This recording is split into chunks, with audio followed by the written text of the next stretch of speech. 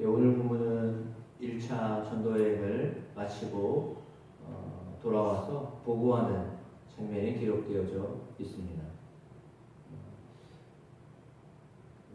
선교를 하거나 전도를 하고 나면 과정을 보고하는 시간을 갖습니다. 전도한 다음에 어떤 결과가 있었는가라고 하는 것들을 나누는 시간을 통해서 더 풍성한 시간을 갖게 됩니다. 광도 와서는 한 번도 이런 것들을 해본 적이 없는데 청년들하고 단기 선교를 가거나 국내 전도를 나가거나 했던 목사 시절에는 짧은 시간 갔다 왔어도 그날 여러 조가 다른 지역에서 전도를 하면 그 전도한 결과들을 함께 나눕니다. 그러니까 함께 나누면서 은혜를 더 크게 받습니다.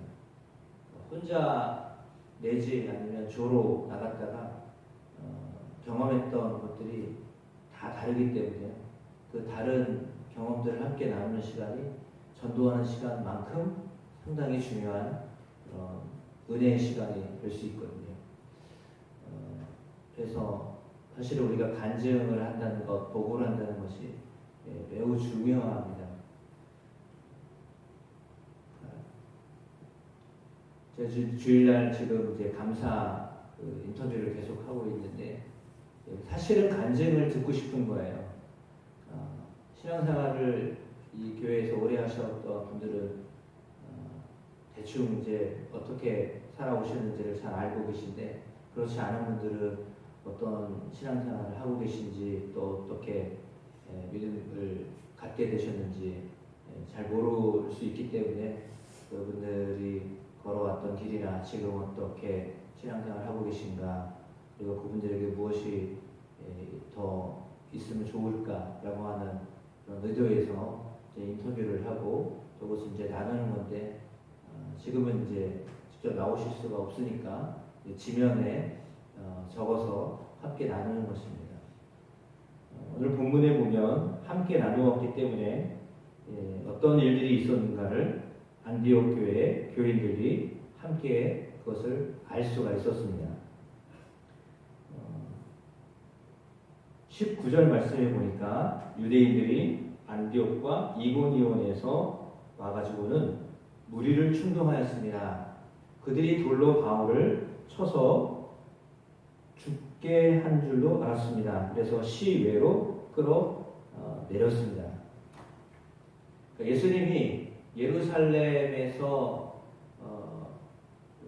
바로 예루살렘 근처에서 돌아가셨던 것처럼 지금 시외에서 바울이 돌에 맞아서 죽게 되었다라고 하는 것입니다. 예수님의 죽음과 바울의 죽음을 비교해서 누가는 기록하고 있습니다. 물론 예수님의 죽음과 바울의 죽음을 비교한다는 것 자체가 어떻게 보면 똑같을 수가 없잖아요. 그러나 왜 이런 기록을 계속해서 적고 있는가? 누가의 의도가 있습니다. 그것은 바울은 부활하신 예수님을 만난 사람입니다. 따라서 바울이 그렇게 복음을 전하다가 더군다나 똑같이 유대인에 의하여서 죽임을 당한 돌에 맞아 죽임을 당하였던 그런 경험이 있는데 그 경험은 오늘 본문에 나와 있는 것처럼 안디옥에서 이고니온에서 온 사람들이었습니다. 바울이 어디에서부터 파송을 받았나요? 안디옥에서부터 파송을 받았잖아요. 그러니까 안디옥 지역에서 파송받았는데 그 지역에 그들을 반대했던 사람들이 여기까지 쫓아와서 바울이 복음을 전하는 것을 반대한 거죠. 반대하다 이제는 돌을 던져서 죽게 했습니다.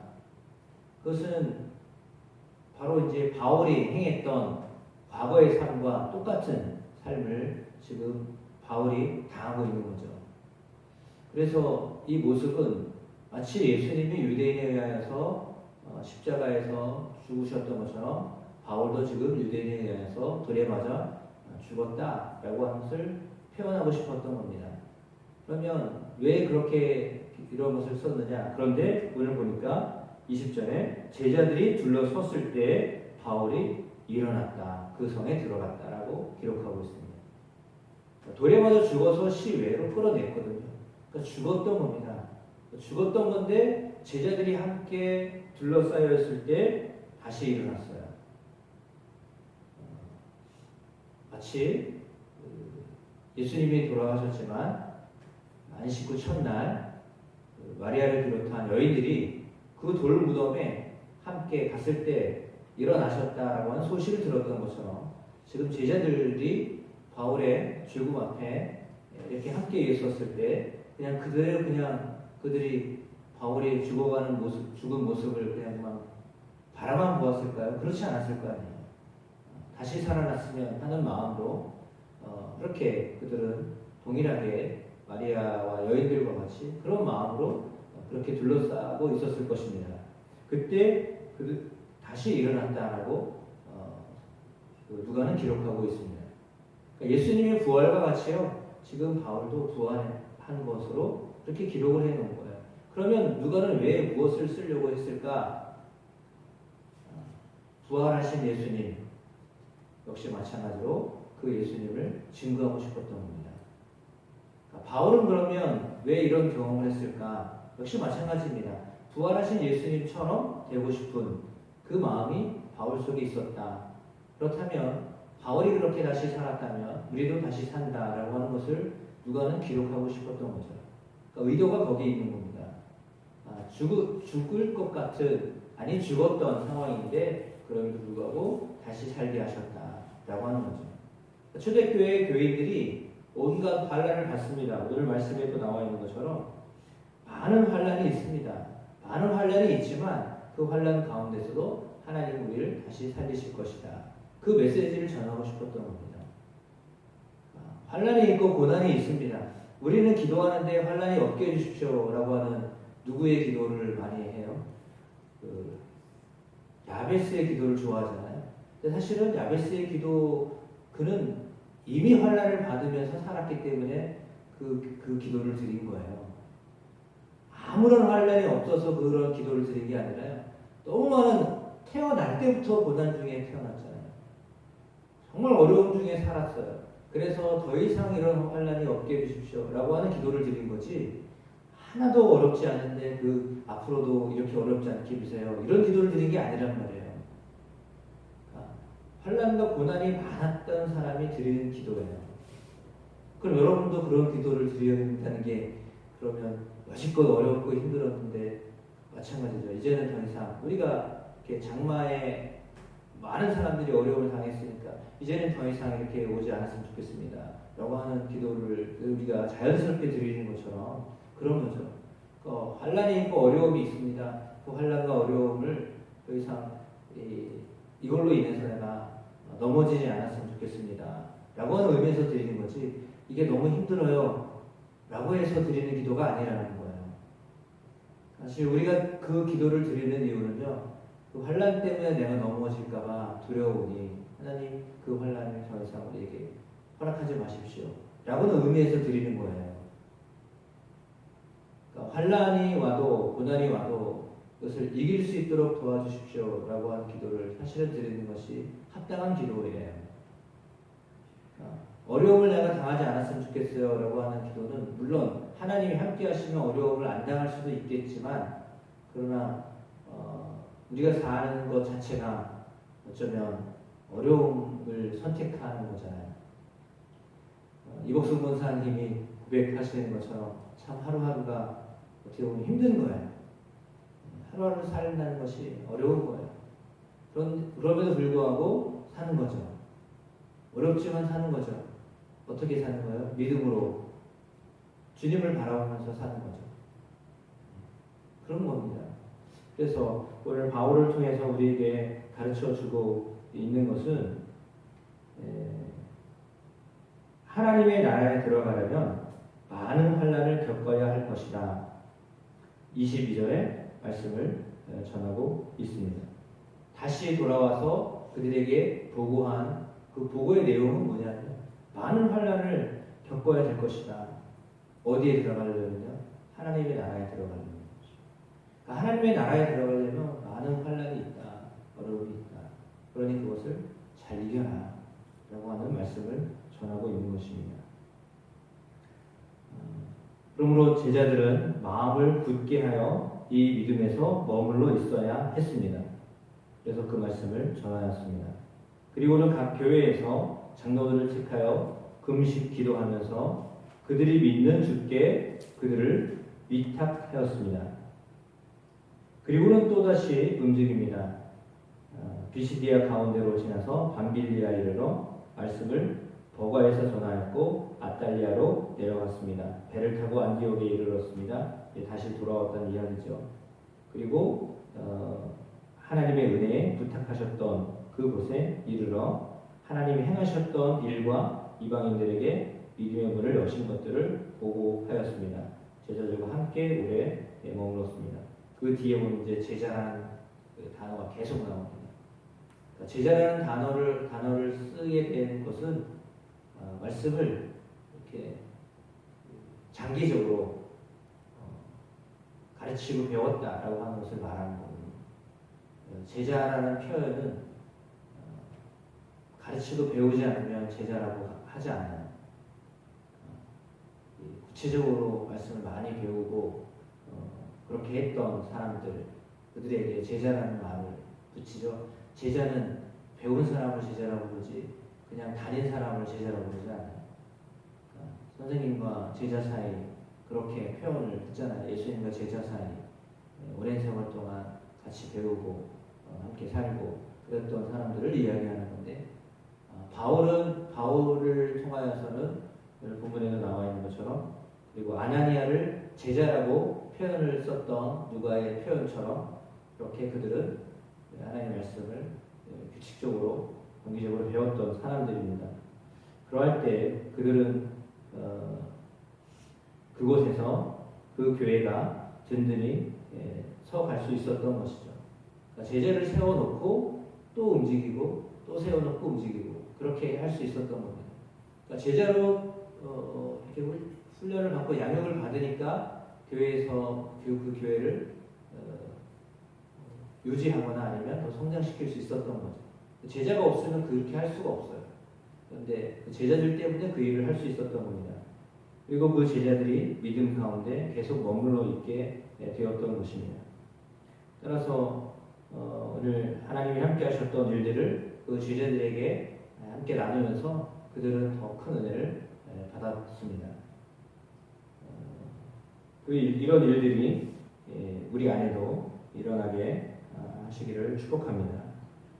우리 안에 하나님이 행하실 일들을 함께 나누는 그런 일들이 있게 되기를 축복합니다.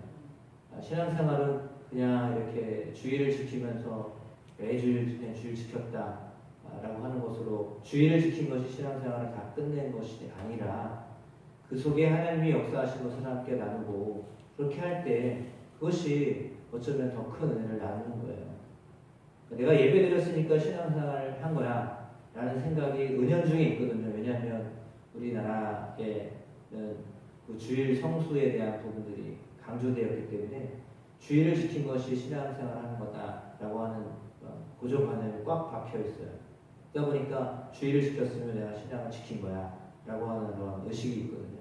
사실은 그것보다는 더 구체적으로 하나님의 말씀을 배우고 그 가운데 믿음에 굳게 서서 주님께 붙어있는 삶, 주님을 의뢰하며 사는 삶 하는 사람들이 생활, 그것이 제자의 생활이고 그것이 신앙생활이거든요. 그래서 저나 여러분이나 이렇게 주의 말씀에 주님의 말씀 때문에 주님께 붙어있는 삶, 주님을 의지하는 사람, 주님을 바라보는 사람, 바울처럼 그리고 또 가잖아요. 죽을 뻔했는데도요 또다시 나가는 겁니다. 그걸 뻔히 알면서도 또 나가는 겁니다. 그것이 주님께 매여서 사는 삶입니다. 우리가 그것을 사실은 두려워하거나 꺼려하거나 하기 때문에 그렇게 못 사는 거죠. 그냥 눈치 보고 살고 타협하고 살고 그렇잖아요. 대부분 그렇게 살죠. 그러나 바울의 삶은 제자의 삶이 선교사로 전도자로의 삶이 무엇인가를 우리에게 분명히 가르쳐주고 있는데 그런 열매를 맺을 수 있는 교회가 되기를 간절히 축복합니다. 여러분의 삶이 되기를 주님의 이름으로 축복합니다. 기도하겠습니다. 돌에 맞아 죽을 뻔하였던, 아니 죽었던 바울이 어쩌면 제자들의 간절한 기도로 다시 살아났습니다. 베드로가 감옥에 갇혀 있을 때 교회가 베드로를 위하여 기도하였을 때 감옥 문이 열리고 탈출을 했었던 것처럼, 또 우리의 삶에 고난이 있고 환난이 있고 어려움이 있어도 주님을 믿는 사람들의 중보함을 통하여 다시 살아나게 함을 믿습니다. 우리 교인들, 우리 어른들이 정말 어려운 고비들을 넘기며 신앙생활하고 있는데 역시 우리가 함께 같이 기도함으로 그들이 살아나셨고 또한 믿음으로 살고 있음을 그렇게 믿습니다. 기도합니다. 오늘 우리의 중보의 기도가 영혼을 살리고 그의 가정을 살리고 이 지역을 살리게 하심을 믿습니다. 우리의 기도가 필요한 사람들이 있습니다. 우리 주변에 우리의 기도를 간절하게 원하는 사람들이 있습니다. 우리가 함께 기도할 때 놀라운 은혜를 경험케 하실 줄로 믿습니다. 김추자 어르신 위하여 기도합니다. 하나님, 저를 긍휼히 여기시고 저를 둘러싼 사람들 속에 예수의 영이 임하게 하옵소서. 특별히 김추자 어르신의 심령 속에 성령이 강력하게 역사하여 주옵소서. 인도하옵소서. 병마가 물러가게 하시고 아픔이 치료되게 하여 주시고 주님의 은혜가 있게 하옵소서. 하나님의 놀라운 역사를 경험케 하시옵소서. 산 증인의 삶을 살게 하옵소서. 주님이 함께 하셨다라고 하는 고백을 할 수 있도록 도와주옵소서. 우리가 기도하였습니다. 기도할 것입니다. 그러기에 하나님이 살리셨음을 고백하게 하옵소서. 하나님이 역사하셨음을 증거하게 하옵소서. 하나님 그렇게 하실 줄로 믿습니다. 역사하여 주실 줄로 믿습니다.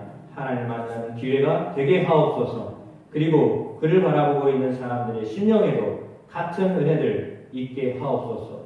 사모함이 일어나게 하옵소서. 그래서 주님을 아는 것이, 주님을 믿는 것이 죽음 중에서도 다시 살아날 수 있다는 것을 믿게 하옵소서. 부활하신 주님을 만나게 하옵소서. 바울에게 역사하셨던 하나님, 예수 그리스도를 본받고자 하는 그의 믿음에 역사하셨던 것처럼 하나님 우리 또한 지금 우리가 그렇게 기도합니다. 부활하게 하옵소서. 다시 살게 하옵소서. 일어나게 하옵소서. 그런 주님의 은혜를 우리가 함께 나누며 하나님 증거하는 삶을 살게 하옵소서. 예수를 증거하는 삶을 살게 하옵소서. 예수 그리스도의 이름으로 기도합니다. 아멘.